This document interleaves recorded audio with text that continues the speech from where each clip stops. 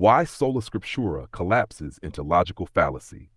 Consider the question, how do you know which books belong in the Bible? If you answer, I just do, then your position is arbitrary and baseless from the start. If you answer, God determined it, the next question immediately arises, how do you know the canon you have is the one God determined?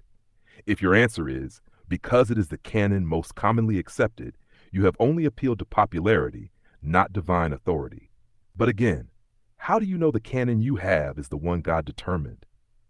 If your answer shifts to, because of my personal feelings, then you are appealing to emotion, an inherently arbitrary standard. By that logic, anyone could invent their own canon and claim it is just as valid.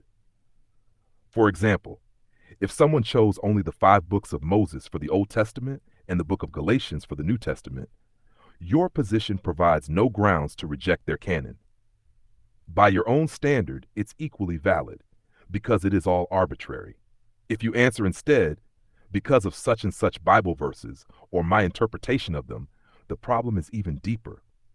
You are assuming you already have the correct canon in order to use verses from it to prove your canon. That is textbook begging the question. If you concede you might not have the right canon, then your entire position collapses because the content of the Bible would be completely up for grabs. The only consistent answer is, because God revealed it to the church. But then the follow-up is unavoidable. Which church?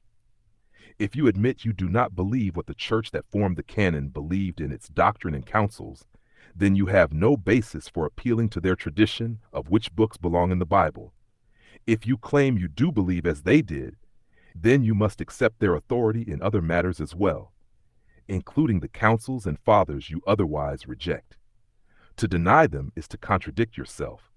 Thus, the logic of sola scriptura eats itself.